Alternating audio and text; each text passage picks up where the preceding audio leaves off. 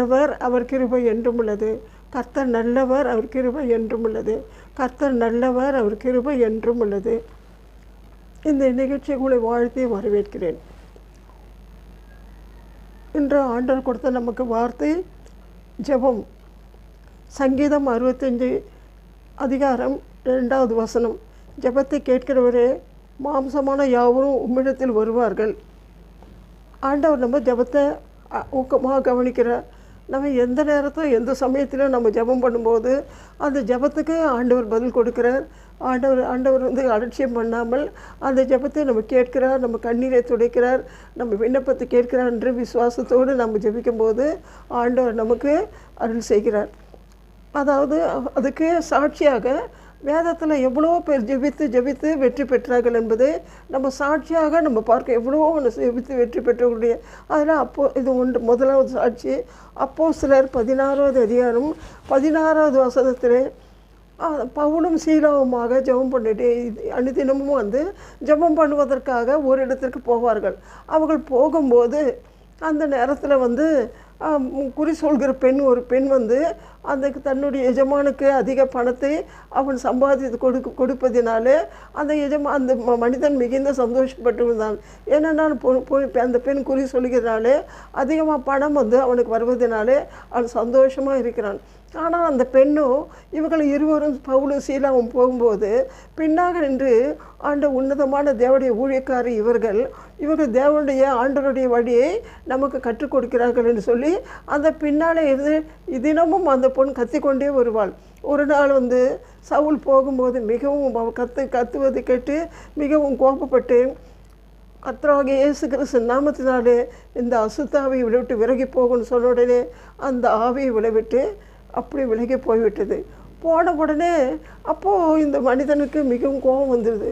இந்த பெண்ணுடைய ஆவி விலகி போயிட்டதுனால நமக்கு வருமானம் வராதே, வருமானம் கிடைக்காதே என்று கோபத்தோடு பவுலும் சீலாவையும் பிடித்து அவள் சந்த வெளியிலே அவள் இழுத்து கொண்டு அந்த ஜனங்களுக்கு முன்பாக சொல்கிறான்.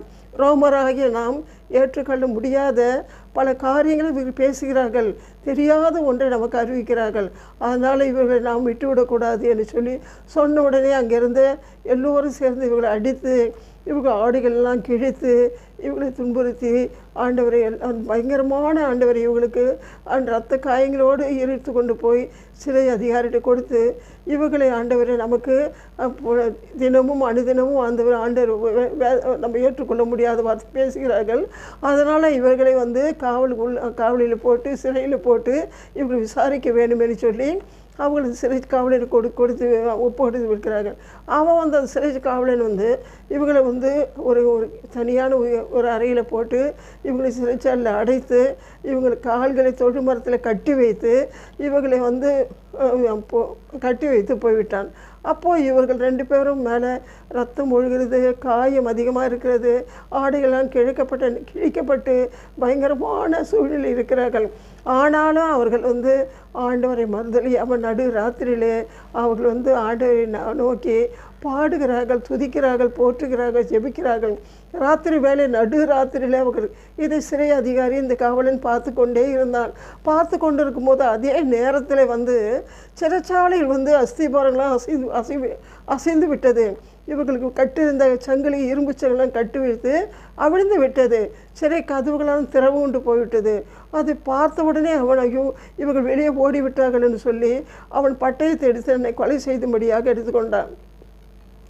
இதை பார்த்து கொண்டது பவுலும் சீலாவும், நீ உன்னை ஒன்று செய்து கொள்ளாதே, நாங்கள் இங்கே தான் இருக்கிறோம், நாங்கள் வெளியே யாரும் போகவில்லைன்னு சொல்ல உடனே அவன் ஓடோடி அந்த பவுலும் சீலாவும் கால்களிலே முகம் குப்புற விழுந்து, ஆண்டவர்மார்களே, இப்படிப்பட்ட ஒரு தெய்வத்தை நான் ஏற்றுக்கொள்வதற்கு நான் என்ன செய்ய வேண்டும் ஆண்டவர்? ஒன்றும் நீங்கள் பாடிக்கொண்டிருக்கும் போதே இந்த சிறையில் அஸ்திபாரங்களாம் அசைந்தது, கட்டுகளெல்லாம் விழுந்து விட்டது, கதவுலாம் திறந்து விட்டது. இப்படிப்பட்ட ஒரு வல்லமை ஆண்டவரை நான் ஏற்றுக்கொள்ளும்படியாக நான் என்ன செய்வேன் என்று கேட்கிறான். உடனடியாக அந்த பவுலும் சீலாவும் சொல்கிறார்கள், நீயும் வீட்டாரும் கர்த்தராகிய இயேசு கிறிஸ்துவின் விசுவாசிகள் அப்போது ரட்சிக்கப்படுவீர்கள் சொன்ன உடனே அவர் வந்து இவங்களை வந்து வீட்டுக்கு அழைத்து சென்று போய் இவங்கள் காயங்களெல்லாம் இரத்த காயங்களெல்லாம் தண்ணீர் விட்டு கழுவி விட்டு இவங்களுக்கு உணவு கொடுத்து தன் குடும்பமாக வந்து இவர்கள் முன்னால் அமர்ந்திருக்கும் போது இவங்க ஆண்டவர் இயேசுவை பற்றி அந்த எல்லாவற்றையும் சுவிசேஷம் அறிவிக்கிறார்கள். அறிவித்த உடனே சந்தோஷத்துடன் ஏற்றுக்கொண்டு அவரை உண்மையான தேவனை பற்றி கொண்டு அவர் சந்தோஷமாக இருக்கிறார்கள். அப்பொழுது காலையில் விடிந்தவுடனே சிறை அதிகாரி வந்து இவங்களை விடுதலை பண்ணும்படியாக கட்டளை கொடுக்கிறான். ஆண்டவருடைய அன்பை பாருங்கள். ஆண்டவர் ஜெபம் எவ்வளோ வல்லமையுள்ள ஜெபம். ஆண்டவர் பாடினாங்க, துதிச்சாங்க, போற்றுனாங்க, ஜெபிச்சாங்க. சிறையில் அஸ்திபார அசையத்தக்கதாக அற்புதமாக நடத்து அது சிறையினுடைய அந்த காவலன் ஏற்றுக்கொள்ளும்படி குடும்பமாக அந்த ஒரே ராத்திரை ஏற்றுக்கொள்ளும்படியாக ஆண்டவர் இப்படி ஒரு அற்புதத்தை செய்தார். அப்படிப்பட்ட ஆண்டவரை நாம் ஜெபித்து ஆண்டவருடைய அந்த நம்ம கட்டுகள், நம்ம நுகங்கள், நம்ம நுகங்கள் கட்டுகள் எல்லாம் அவிழ்ந்து விடத்தக்கதாக ஆண்டவரை நோக்கி நாம் ஜெபிக்கும் போது ஆண்டவர் நமக்கு அன்பாக இருந்து உதவி செய்து எல்லா தீங்கு விலைக்கு நம்மை பாதுகாக்கிறார். இரண்டாவது சாட்சியம் வந்து தானியேல் 2வது அதிகாரம் 17வது வசனத்திலே தானியேல் அந்த பாபிலோன் ராஜாவை அதாவது எருசலேம் நாட்டிலே அது யூதா நாட்டிலே வந்து யூத நாட்டை வந்து யோயாக்கீம் ராஜா வந்து ஆட்சி செய்து வந்தார். அவர் ஆட்சி செய்து வரும்போது ஆண்டவர் கட்டளைகளில் அவர் விருப்பப்படி நடவாதனாலே ராஜா வந்து பாபிலோன் ராஜா நேபுகாத்நேச்சர் கடத்தில் அவர் ஒப்பு கொடுத்ததுனாலே அந்த நாட்டை வந்து அவர் முற்றுகை போட்டிருந்தான். அவன் முற்றுகை போட்டிருக்கும்போது ஆண்டவருடைய தேவாலயத்தில் இருந்த பாத்திரங்கள்லாம் வந்து அவன் எடுத்துருக்கும் அவன் நாட்டில் வைத்து விட்டான். அப்போது ராஜா வந்து நேபுகாத்நேச்சர் ஒரு கட்டளை கொடுக்குறான் சேவகர் அந்த அதிகாரிகளுக்கு. அந்த நாட்டு எருசலேம் நாட்டில் உள்ள ராஜகுமாரர்கள், பிரபு குலத்தார்கள், அறிவாளிகள், நல்ல ஞானமுள்ளவர்கள், மாசு மறிவு இல்லாதவர்கள், இப்படிப்பட்டவர்களை வந்து நம்ம நாட்டுக்கு அவங்களை அழைத்து வர வேணும்னு சொல்கிறாரு.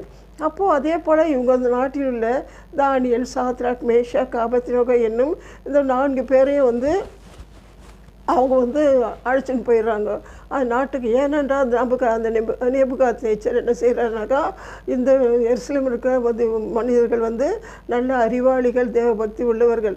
அதனாலே அவங்களோட ஞானத்தையும் நம்ம கேட்டு நாட்டை வந்து நன்றாக ஆட்சி செய்ய வேண்டும் என்ற எண்ணத்தோடு அவங்களெல்லாம் அழைத்து வந்து ராஜ உணவு கொடுக்குறாங்க. அவங்களுக்கெல்லாம் வாலிபர்களுக்கு ராஜ உணவு எப்படி என்றால் கறி, மாமிசம், திராட்சை ரசம் போன்ற நல்ல முதல் தரமான உணவெல்லாம் கொடுத்து அவங்கள வந்து தயார் பண்ணுறாங்க.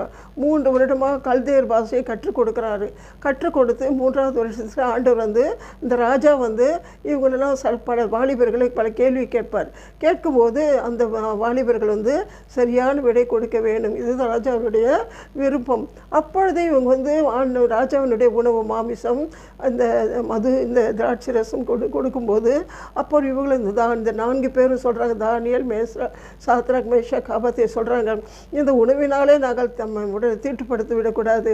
நாம் வந்து அடிமைகளாக இந்த நாட்டுக்கு வந்திருந்தாலும் ஆண்டவரை உறுதியாக பற்றி கொள்ள வேண்டும், ஜெபிக்க வேண்டும், அவரை ஆண்டு சொல்லிட்டு மறுதலியாமல் அந்த உணவு கொடுப்பேன்னு சொல்கிறாங்க. நீங்கள் வந்து இந்த வந்து மாம்சம், இந்த மதுபானம் எல்லாம் எங்களுக்கு வேண்டாம், திராட்சை ரசம்லாம் வேண்டாம், ஆனால் எங்களுக்கு வந்து பருப்பு முதலியான காய்கறிகள் ஆண்டவரை இவற்றை மட்டும் தண்ணீர் மட்டும் கொடுத்தால் போதும் அப்புறம் சொல்கிறான். ஆனால் அந்த அதிகாரி சொல்கிறாரு, இப்போ மற்ற வாலிபர்களை விட நீங்கள் மிகவும் ஆண்டவரை மெலிந்து சோர்ந்து இருந்தால் ராஜா என்னை சிரசேதம் பண்ணிவிடுவார் அப்படின்னு சொல்லும்போது, இல்லைன்னு 10 நாட்கள் கொடுத்து நீ சோதித்து பாருங்கள், அப்புறம் பிற்பாடு நீங்கள் எப்படியெல்லாம் நீங்கள் விருப்பத்தை நிறைவேற்றலான்னு சொன்ன உடனே அதே போகிற வந்து அவன் 10 நாள் கொடுத்தவனே மற்ற வாலிபர்களை விட இவர்கள் மிகுந்த ஆண்டவர் ஆரோக்கியம் உள்ளதாக இருக்க கண்டு அதையே 3 வருஷம் முடிந்த உடனே ராஜா வந்து அந்த வாலிபர்களெல்லாம் அழைத்து அந்த நாட்டில் ஞானிகள், ஆண்டவர் மந்திரவாதிகள் எல்லாவற்றையும் ஆண்டவரை அழைத்து எல்லாரையும் வந்து அமர வைத்து ஒரு கேள்வி கேட்குறார். கேள்வி கேட்கும்போது இந்த 4 பேரும் வந்து எல்லாரும் விட சாமர்த்தியமாக, விவேகமாக, புத்தி உள்ளவர்களாக பதில் கொடுக்கிறார்கள். அவர்கள் இந்த வாலிபரோட 10 மடங்கு சாமர்த்தியத்தை ராஜா பார்க்கிறார். பார்த்தோன்னே இவங்களை உயர்ந்த ஸ்தானத்தில் வைத்து இவங்களை மேன்மைப்படுத்தி வைத்திருக்கிறார். அப்போது வந்து இவங்களை அனுப்பிவிட்ட பிற்பாடு அப்போது வந்து ராஜா வந்து படுக்கையில் இருக்கும்போது ஒரு சொப்பனத்தை காண்கிறார். வீட்டில் வந்து இன்னொன்று நைட்டில் வந்து காணும்போது அந்த நேரத்தில் வந்து அவர் தனிமையாக இருக்கும்போது படுத்து நிற்கும்போது ஒரு பெரிய பிரம்மாண்டமான சிலையை பார்க்குறாரு. அந்த பிரம்மாண்டமான சிலையை பார்க்கும்போது அவருக்கு மிகவும் பயங்கரமாக இருந்தது. அதனுடைய முகத்தை உற்று பார்க்கும்போது அந்த முகமும் பிரகாசமான பசும்பொடினால் ஆனதாக இருந்தது. அது மார்பும் புயமும் வெள்ளியினால் இருக்குது. வயிறும் தொடையும் வந்து வெண்கலத்தால் ஆனுக்குது. கால்களெல்லாம் வந்து இரும்பால் ஆனது. பாதம் வந்து இரும்பும் அந்த களிமண்ணும் சேர்ந்துருக்குது. இதை பார்த்து பிரம்மாண்டமாக அந்த சிலையை பார்த்து ராஜா பிரமித்து பார்த்து கொண்டிருக்கும் போதே அப்பொழுது கையில் பெயர்க்கப்படாத ஒரு பெரிய பாறாங்கல் வந்து பாறை போன்ற ஒரு கல் வந்து இந்த சிலையின் மேலே மோதினது. அது மோதின உடனே அந்த சிலை இல்லை இருந்த இடம் தெரியாமல் பறகடிக்கும் பதரை போல தூசு போல பறந்து ஓடிவிட்டது. அந்த இருந்த இடமே தெரியவில்லை. அப்போது வந்து இப்படி இருந்து இந்த சொப்பனத்தை அவன் காண்கிறார். இதை காண்டி யாருக்கு சொல்லாமல் ராஜா வந்து சொல்கிறார், இது மாதிரி இந்த சொப்பனத்தை வந்து நான் கண்டேன், ஒரு சொப்பனம் கண்டேன், ஆனால் அந்த சொப்பனத்தை நீங்கள் சொல்ல வேணும், அது அர்த்தத்தையும் நீங்கள் சொல்ல வேணும் என்று சொல்லி ராஜா சொப்பனத்தை சொல்லலை, ஆனால் கண்டேன்னு தான் சொல்கிறார், ஆனால் நீங்கள் பதில் சொல்ல வேணும் என்று. அப்போ சொல்லும்போது அந்த ஞானிகளுக்கு யாருக்கு அந்த நாட்டில் உள்ள ஒவ்வொருக்கும் ஒன்றுமே தெரியவில்லை. அப்பொழுது அந்த தானியல் அப்போ ராஜா அந்த மனிதருக்கு சொல்கிறாங்க, வாலிபருங்க, ராஜாவே இந்த சொப்பனத்தை நீங்கள் என்ன சொன்னினாக்கா நாங்கள் பதில் சொல்லும் போது ராஜா சொல்கிறாரு, நீங்கள் சொப்பனத்தை சொன்னால் தான் அதுக்கேற்ற பதில் சொல்லுவீங்கன்னு தெரிஞ்சுக்குவேன், ஆனால் நான் சொப்பனத்தை சொன்னால் அதுக்கேற்ற கதை கட்டி விட்டுவிடுங்க, அதனால் அதெல்லாம் வந்து காலத்தை தாழ்த்தாதீங்க, உங்களை வந்து குறிப்பிட்ட நாட்கள் முடிந்தவுடனே எல்லோரும் சிரசேதம் பண்ணப்படுவீர் என்று ராஜா கட்டளை கொடுக்குறார். கொடுத்த உடனே எல்லாம் பயந்துன்னு போயிடுறாங்க. அப்போது அதே போல் அந்த குறிப்பிட்ட நாள் வந்தவுடனே எல்லோரும் வந்து ஒரு அதிகாரி வந்து இவங்க சிரசேதம் பண்ணுவதற்காக கூப்பிட்றான். அப்போ இந்த 4 பேரையும் கொடுக்கப்படுறான், சாத்ராக் மேஷாக் அபேத்நேகோ தானியேலை கூப்பிடும்போது இவங்க வந்து சொல்கிறாங்க, எதுக்குன்னு கேட்குறாங்க. அப்போ இந்த கட்டளை ராஜா வந்து இது மாதிரி கட்டளை கொடுத்துருக்காருன்னும் போது அப்போ இவங்க சொல்கிறாங்க, நான் வந்து எங்களுக்கு இந்த கட்டளை வந்து பிறப்பித்து இது தெரியாது, அதனால் நாங்கள் பரலோக தேவனை நாங்கள் கேட்டு நாங்கள் வந்து உபவாசி கேட்க வேணும், அதற்காக அவகாசம் வாங்கி கொடுங்க ராஜா கிட்டன்னு சொல்லி கேட்குறாரு. அதே போல் இவங்க போய் ராஜா கிட்ட கேட்கும்போது ராஜா தருணம் கொடுத்தாரு. அப்போ இவங்க போய் 4 பேரும் வந்து ஒன்றாக கூடி நின்று உபவாசித்து ஆண்டவரை போராடி கருத்தாக வேண்டிக் கொள்கிறாங்க. ஆண்டவரே இந்த பொருளை நீங்கள் சொல்ல வேணும், சொப்பனத்தை சொல்ல வேணும் கேட்கும்போது உடனடியாக ஆண்டவர் வந்து தானியலுக்கு வெளிப்படுத்துகிறாரு. தானியலுக்கு சொப்பனங்கள் வெளிப்படுத்தக்கூடிய ஒரு கிருபை கொடுக்குறாரு. அப்போ இவங்க மறுநாள் காலையில் வந்து அந்த காவலாளிகிட்ட வந்து நீங்கள் வந்து ராஜா கிட்ட என்னை கூட்டின்னு போங்க, நாங்கள் சொல்கிறோன்னு சொன்னோன்னே கோயிலுக்கு முன்னே அந்த தானியல் ராஜாவை பார்த்து, ராஜாவே நீ வாழ்க அப்படின்ற வாழ்ந்து, அப்பா நீங்கள் கண்டு சொப்பனம் இப்படி தான் இருக்குது, பிரகாசமான சிலையை கண்டிங்க, அதன் முகம் வந்து பிரகாசம் பசும்பொன்னால் ஆனது, அவருடைய முயமும் மார்பும் வந்து வெள்ளினால் ஆனது, அதில் வயிறும் தொடையும் வெண்கலத்தால் ஆனது, கால்கள் வந்து இரும்பால் ஆனது, கால்களும் பாதங்கள் வந்து களிமண்ணும் மண்ணுமானது, அதனால் வந்து களிமண்ணும் இரும்பால் ஆனது. அதனால் வந்து நீங்கள் பார்த்து கொண்டு இருக்கும்போது பிரமித்து பார்த்து கொண்டு இருக்கும்போது கையில் பெயர்க்கப்படாத ஒரு பெரிய பாறை போன்ற ஒரு கல் வந்து இந்த சிலையில் மேல் மோதின உடனே அந்த பிரம்மாண்ட சிலை விழுந்து சுக்குளாக விழுந்து விட்டது. பறகடிக்கும் பதரை போல விழுந்து விட்டது. இது தான் நீங்கள் இருந்த இடம் தெரியவில்லை. அப்போ பார்த்து கொண்டு நீங்கள் இருந்தீர்கள். அப்பொழுது இந்த கல்லோவென்றால் இந்த பாறையான்றால் அந்த ஒரு பெரிய வந்து மலை போல் ஆகி பூமியாக நிரப்பத்தக்கதாக இருந்தது. இதை தான் ராஜாவை நீ கண்டீர். இதுக்கு பதில் என்னவென்றால், அந்த பெரிய பசுமுன் போல சில முகத்தை கண்டிருந்தால், பிரகாசமான முகத்தை கண்டிருந்தால், ராஜாவே அது நீங்கள் தான். ஏனென்றால் நீங்கள் பெரிய பராக்கிரமமுள்ள ராஜா, வல்லமையுள்ள ராஜா, திறமையுள்ள ராஜா, நாட்டையெல்லாம் ஆட்சி செய்யக்கூடிய ராஜா நீங்கள். அதற்கு பின் வெள்ளி வந்து அதுக்கு திறமை குறைந்த ஒரு ராஜா, திறமை இல்லாத ஒரு ராஜ்யம் எழும்பும். இதுக்கு அப்படியே இதே மாதிரி குறைந்து வருது. கடைசியில் வந்து களிமண்ணு சேராது போல் ஒரு ராஜ்யம் எழும்பும். அந்த நீங்கள் பிரமித்து பார்த்து கொண்டு இருக்கும்போதே அந்த கல் வந்து மோதினது என்றால் அந்த கல் யார் என்றால் அது ஆண்ட வானத்தையும் பூமியை சமுத்திரத்தை படுத்த சர்வ வல்லமையுடைய ராஜ்யம் நாட்டில் நிலைவரப்படும். அப்போ இதெல்லாம் ஒன்று காணாமல் போய்விடும். ஆண்டவர் இந்த மறைப்பொருளை வெளிப்படுவதற்காக ஒரு சொப்பனத்தை காட்டியிருக்கான்னு சொன்ன உடனே ராஜா ஓடி வந்து அவர் பாதத்தில் விழுந்து ஆண்டவரை அந்த வணங்கி முகங்குப்புற விழுந்து சேவகரை கூப்பிட்டு அவருக்கு தூபம் காட்டுங்கள், பரிசு பொருளை கொடுங்கள் என்று சொல்லி கட்டளை கொடுக்கிறான். கொடுத்த உடனே வந்து அவன் எழுந்திருந்து ராஜா அந்த மனிதரை பார்த்து இப்படி வந்து எங்கள் நாட்டிலிருந்து இந்த வாலிபருக்கு ஞானிகளுக்கு தெரியவில்லை, சூனியக்காருக்கு மந்திரவாதிக்கு ஒன்றுமே தெரியவில்லை. ஆனால் நீரோ என்றால் வானத்தையும் பூமியை சமுத்திரத்தை படைத்த உங்கள் தேவனே உண்மையுள்ள தேவன், ராஜாக்களுக்கெல்லாம் ராஜாவும் தேவர்களுக்கெல்லாம் தேவனுமாக இருக்கிறார் என்று பறைசாற்றினார். அப்பொழுது அவங்க 4 பேரை உயர்த்தி மேன்மைப்படுத்த ராஜ்யத்தில் மேன்மைப்படுத்தி வைத்திருக்கிறான். அப்போ பார்த்தீங்களா, கூடி ஜெபிப்பதுனால எத்தனை கோடி நன்மை பார்த்தீங்களா. 4 ஆண்டவரே 4 பேரை கூடி ஜெபிக்கும்போது ஆண்டவர் அவர்களுக்கு ஆண்டவரை அற்புதமாக வெளிப்படுத்தி அந்த அந்நிய நாட்டில் அடிமையிலாக இழுத்து போட்டு கொண்டு போகப்பட்டவர்களாக இருந்தாலும் ஆண்டவர் நாட்டில் உயர்த்தி மேன்மைப்படுத்தி அவர் நாமத்தை மகிமைப்படுத்துகிறார் அல்லவா. நாம் கூடி ஜெபிப்போம், ஆண்டவர் விடாமல் பற்றி கொள்வோம். அடுத்தது 3வது சாட்சி 2வது நாளாகமம் 20வது அதிகம் 17வது வசனத்திலே அப்போது யோசபாத் ராஜா என்றவர் எருசலேமில் யூதாவிலே அரசாண்டு கொண்டிருந்தார். அவர் அரசாண்டு கொண்டிருக்கும்போது ஆண்டவர் மேல் மிகுந்த பக்தி வைராக்கியம் கொண்டு அவர் உறுதியாக பற்றி கொண்டு ஒவ்வொரு ஆண்டவர் கட்டளை கீழ்ப்படிந்து நடந்து வந்தார். அப்பொழுது இதற்கு முன்னால் ஆண்ட ராஜாக்கள் எல்லாம் அப்படியே ஆண்டவர் உறுதியாக பற்றி கொள்ளவில்லை.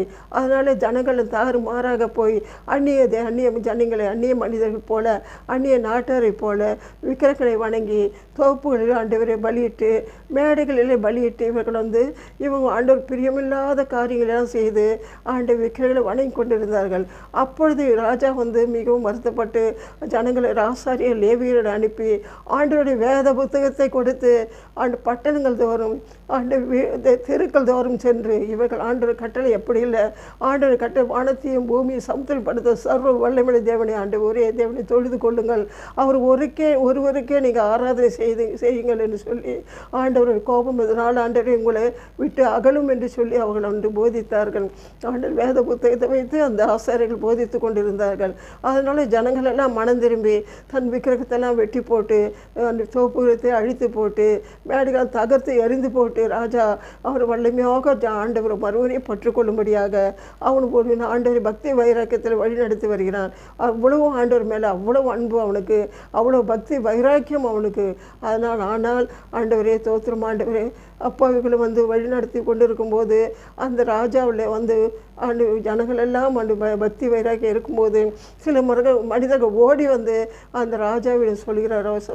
யோசபாத் ராஜா கிட்ட, ராஜாவே இதோ கடலுக்கு அப்பாலே இருந்த அம்மோனியர் மோவாபியர் சேயீர் மலை தேசத்தார் அனைவரும் ஈட்டியோடும் பட்டயத்தோடும் கேடங்களோடு கடற்கரை மணலை போல ஜனங்கள் இந்த நாட்டுக்கு சூழ்ந்து கொண்டு வருகிறார்கள் சொல்லும்போது அந்த ராஜா பயந்தான். ஏனென்றால் ஒரு ராஜா கழிவு ஒரு ராஜா, ஆனால் 3 ராஜா சூழ்ந்து வருகிறார்களே ஆண்டவரே என்று பயந்து அவர் அந்நிய நாட்டிடம் போர் வீரர்களை கேட்கவில்லை, குதிரை வீரர்களை கேட்கவில்லை, அவர் படைபலத்தை கேட்கவில்லை. அவன் ஒரே ஒரு நோக்கம் ஆண்டவர் நோக்கி ஆண்டவரை அந்த யூத ஜனங்கள் எல்லாம் கூப்பிட்டு அந்த யூத நாட்டில் எல்லாம் ஒன்று சேர்ந்து ஆண்கள் பெண்கள் குழந்தைகள் பெரியவர்கள் சிறியவர்கள் எல்லாரையும் ஓடி சேர்ந்து உபவாசத்துக்கு ஊர்வித்து எல்லாம் உண்டு ஆண்டவர் பாதத்தில் விழுந்து கதறி கொண்டிருந்தார்கள். ஆண்டவரே எங்களை பாதுகாத்திரலும் என்று கதறுகிறார்கள். அப்போது ராஜா தேவாலயத்து முகப்பிலே நின்று கொண்டு ஆண்டவர் நோக்கி விண்ணப்பம் பண்ணுகிறான். ஆண்டவரே வானத்தையும் பூமியும் சமுத்திரம் படைத்த சர்வ வல்லமையுள்ள ஆண்டவரே நீ ஒருவர்தானே ஆண்டவர் நீ சகலத்தையும் படைத்த தேவன் அல்லவா ஆண்டவரே. இப்படி இருக்கும்போது ஆண்டவரே ராஜா இதோ ஏராளமான ஜனங்கள் ஆண்டவர் எங்களுக்கு விரோதமாக எழும்பி வருகிறார்களே ஆண்டவரே நாங்கள் என்ன செய்வோம், எங்களுக்கு இவர்கள் எதிர்க்க படனில்லை, எங்கள் கண்கள் உண்மையை நோக்கி கொண்டிருக்கிறது ஆண்டவரே. எங்களுடைய நியாயத்தை விசாரியும் ஆண்டவரே. எங்களுடைய ஜனங்களாகிய ஆண்டவரே எகிப்திலே ஜனங்கள் அடிமைப்பட்டிருந்த போது அந்த பார்வோன் மிகுந்த கொடுமைப்படுத்தி அவங்களை வேதனைப்படுத்தியிருந்தான். கொடுமையை பார்த்து மோசேயை அனுப்பி இந்த ஜனங்களை அழகாக நடத்தி வந்தீர் ஆண்டவரை. விடுதலை பெற்று செங்கடலை பிளந்து யோதனை பின்னிட்டு போக செய்து எரிகோ கொட்டி துதியை சத்தால் வீழ்த்தினீர். இப்படி எதிர்பட்ட ராஜாக்கள் எல்லாம் வெட்டியடை செய்து இந்த நாட்டிலே சேரும்படியாக செய்து அவர் கொண்டிருக்கும் போது நீரோ அன்புள்ள தேவனாக இருந்து ஆண்டவரே நீ சொன்ன இந்த மோசையை அழைத்து இதோ இந்த மலை தேசத்தை மோவாபியருக்கு நான் கொடுத்து விட்டேன். ஆண்டவர் லோத்தருடைய பிள்ளைகள் அவர்கள் இந்த நாட்டை அவர்கள் கொடுத்து விட்டேன், இதில் ஒரு அடி நிறம் கூட உங்களுக்கு கொடுக்க மாட்டேன் என்றால் அவர்கள் உங்களை பார்த்து பயப்படுவார்கள். ஆனால் நீங்கள் அவருக்கு துன்பம் பண்ணாமல் உபத்திரப்படுத்தாமல் தீங்கு செய்யாமல் அவர்கள் யுத்தம் பண்ணாமல் நீங்கள் கடந்து வர வேண்டும். அடுத்தது அம்மோன் புத்திரருக்கு அதே இடத்தை கொடுத்து வேறு இடத்தை கொடுத்து விட்டேன், அந்த நாடு அவர்களுக்குத்தான், அதில் ஒரு அடி கூட நாங்கள் கொடுக்க மாட்டேன், நீங்கள் அவங்களை துன்புறுத்தாமல் யுத்தம் பண்ணாமல் கடந்து வாருங்கள் சொன்னீர். அடுத்தது சேயீர் மலை தேசத்தார் அவர்களையும் அப்படியே ஆண்டவரே அன்பாக நீர் ஆண்டவரே அவங்களோடு யுத்தம் பண்ணால் வாங்கன்னு சொல்லிட்டேன். அப்போ என் ஜனங்களெல்லாம் இந்த பாலும் தேனும் ஓடுற கானான் தேசத்திலே என் ஜனங்களெல்லாம் இங்கே அழகாக குடியிருந்தார்கள். குடியிருக்கும்போது பல ராஜாக்கள் எழும்பி வந்தார்கள். அந்த ராஜாக்களிலே ஆண்டவரே தாவீது ராஜா என்ற பெரிய மகத்தான ராஜா எழும்பினார். அவர் முடிந்த பிறகு அவருடைய சாலமோன் ராஜா அரசாண்டார். அந்த சாலமோன் ராஜா அரசாண்ட போது ஆண்டவருக்கு ஒரு நிறைய பிரம்மாண்டமான ஒரு ஆண்டவர் கோயிலை கட்டி தேவாலயத்தை கட்டி கொடுத்தார். அவர் தேவாலயத்தை கட்டி கொடுத்து அதை பிரதிஷ்டை பண்ணும்போது ஆண்டவர் நோக்கி, ஆண்டவரே அப்பா, ஆண்டவரே இந்த ஸ்தலத்திலே ஆண்டவரே உன் கண்கள் திறந்து செவியில் கேட்கணுமா இருக்கும் ஆண்டவரே அப்பா, ஆண்டவர் இடைவிடாமல் ஆண்டவரே அப்பா எங்கள் ஜெபம் கேட்டு ஆண்டவர் எங்கள் பதிலையும் இந்த நாட்டிலே இந்த ஸ்தலத்திலே நாங்கள் நின்று கொண்டு என் ஜனங்கள் நின்று கொண்டு பட்டயம் நியாய தண்டனை ஆண்டவரே எதிருண்டி சண்டை இப்படி பல ஆண்டவர் பஞ்சங்கள் ஏற்படும் போது பல காரணங்களாக துன்புறும் போது என் ஜனங்களெல்லாம் இங்கே இந்த தேவாலயத்தில் உம்மை நோக்கி பார்க்கும்போது கண்களை ஆண்டவரை கேரெடுத்து கைகளை நோக்கி உம்மை நோக்கி நாங்கள் கூப்பிடும்போது ஆண்டவரே இந்த ஜெபத்தை கேட்டு ஆண்டவரே எல்லா தீங்கு விலைக்கு எங்களை பாதுகாத்து ஆண்டவரே அப்பா உன் ஜெபத்தில் செய்யப்படும் ஜெபத்திற்கு என் கண்கள் செவிகளும் என் கண்கள் காண்கிறதுமாக என்று சொன்னீரே ஆண்டவரே. இதோ அந்த தேவாலயத்தில் நின்று முகப்பிலே நின்று பாதப்படி கேட்கிறேன் ஆண்டவரே அப்பா, நீ ஆண்டவரே இவர்கள் துன்புறுத்தாமல் இருக்க வேண்டுமெல்லாம் சொன்னீர் ஆண்டவரே. ஆனால் இப்போது யாரை நீ சொல்லி துன்புறுத்த வேண்டாம், யாரோடு யுத்தம் பண்ண வேண்டாம் கேட்கிறீரோ அவர்கள் தான் ஆண்டவரே இப்பொழுது எங்களை யுத்தம் பண்ண எங்களை இந்த நாட்டிலிருந்து துரத்திவிட வந்திருக்கிறார்கள் ஆண்டவரே. நீ நியாயம் விசாரிக்க மாட்டீரா ஆண்டவரே, நியாயம் செய்யும் ஆண்டவரே என்று அவன் கதறுகிறார். ராஜா கதறி கேட்கிறார். அப்பொழுது அங்கே தீர்க்கதரிசியில் ஒருவருடைய வாயிலை தீர்க்கதரிசனம் ஏற்பட்டு, ராஜாவே ஜனங்களே இந்த ஏராளமான ஜனங்களுக்கு நீ பயப்படாமல் கலங்காமல் இருங்கள், இந்த யுத்தத்தை பண்ணுகிறவர் கர்த்தர், நாளைக்கு யுத்தத்துக்கு போங்கள் நீங்கள் என்று சொல்லி சொன்னார். உடனே அந்த வார்த்தை கேட்டோட ராஜாவும் ஜனங்களும் ஆண்டவர் பாதத்தில் விழுந்து நன்றி சொல்லித்து, ஆண்டவரே எங்களுக்காக நீ யுத்தம் பண்ண போகிறீரே என்று நன்றி சொல்லித்து விட்டு வந்தார்கள். நன்றி சொல்லித்து விட்டு மறுநாள் மறுநாள் யுத்தத்துக்கு ஒரு புறப்பட தயாராக இருந்தார்கள். பின்னால் யுத்த வீரர்கள் அவர்கள் பெரிய பட்டயங்களையும் ஈட்டிகளையும் பட்டய கேடங்களையும் எடுத்துக்கொண்டு அந்த யுத்த வீரர்கள் பின்னால் வருகிறார்கள். பின்னால் வரும்போது அந்த பின்னால் வரும் முன்னாலே ஆசாரியர் லேவியர் அவர்கள் வாத்திய கதைகள் எல்லா வாத்திய கருவிகளும் கையில் வைத்து கொண்டு ஆண்டவர் கர்த்தர் நல்லவர் அவர் கிருபை என்றும் உள்ளது, கர்த்தர் நல்லவர் அவர் கிருபை என்றும் உள்ளது என்று பாடி போற்றி துதித்து கொண்டே வருகிறார்கள். ஆண்டவரை நோக்கி பாடுகிறார்கள், போற்றுகிறார்கள், துதிக்கிறார்கள். இவங்க ஆண்டவரை மகிழ்ச்சியோடு ஆண்டவர் முன்னால் வர்றார். பாடல் குழு முன்னால் வருது, பின்னால் யுத்த வீரர் வராங்க. அப்போ போய் பார்க்கும்போது யுத்தம் நடக்க இருந்த அந்த யுத்த காலத்தை நோக்கி வரும்போது அங்கே கடற்கரை மணல் போல இருந்த அந்த 3 பேரும் காணவில்லை. அப்போ இவங்க அந்த சோத்திரம் ஆண்டவரே அம்மோனியர் மோவாபியர் சேயீர் மலை காணவே இல்லை. அப்போ இவங்களை ஆண்டவர் அருகில் சென்று பார்ப்போம் என்று பார்க்கும்போது அங்கே பார்த்தால் ஒருவர் கூட மீந்திருக்க எல்லாம் அந்த சத்த பிணங்களாக இருந்தார்கள். அப்போ இவங்களுக்கு என்ன ஒன்று நடந்தது ஒன்றும் புரியவில்லை. அப்பொழுது பார்த்தால் அம்மோனியரும் மோவாபியரும் சேயீர் மலை தேசத்தாரை பட்டயத்தால் கொன்று போட்டு விட்டார்கள். கடைசியில் இவர்களுக்குள்ள அம்மோனியரும் மோவாபியரும் இவங்களுக்குள்ள வெட்டுண்டு விழுந்து சத்த பிணங்களாக ஒருவர் கூட தப்பிவிக்கலை. ஆண்டவர் இந்த யுத்தத்தை நடத்தியது ஏனென்றால் அவர்கள் இந்த நாடு எங்களுக்கு என்று சொல்லி அவங்க போட்டியிட்டு கொண்டு எல்லோரும் விட்டு விழும்படியாக ஆண்டவர் அற்புதமாக செயல்படுத்தினார். அப்பொழுது இந்த ஜனங்கள் எல்லாம் ஓடி சென்று அந்த யுத்த களத்தில் போய் அவர் போட்டிருந்த ஆடை ஆபரணங்கள் நகைகள் எல்லாம் ஒரு பொருட்கள் எல்லாம் கொள்ளையிட 3 நாட்கள் ஆகிட்டான். அவ்வளோ கொள்ளை பொருள். அதனாலே அவங்களை எடுத்துக்கொண்டு அந்த பொருட்களெல்லாம் எடுத்துக்கொண்டு 4வது நாள் பெரேக்கா என்ற இடத்திலே ஆண்டவருக்கு நன்றி செலுத்தினார்கள். ஆண்டவருக்கு நன்றி பாடல் பாடினார்கள். அது சோதர பாடல் பாடினார்கள்.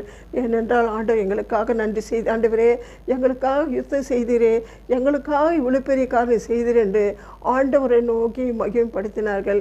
ஆண்டவர் அதனாலே மற்ற அருகில் இருந்த பக்கத்தில் இருந்த ராஜாக்கள் எல்லாம் இந்த நாட்டிலுமே யுத்தம் வராமல் பயந்து போய் யாரும் நாடு அமைதியாக சமாதானமாக இருக்க ஆண்டவர் கட்டளையிட்டார்.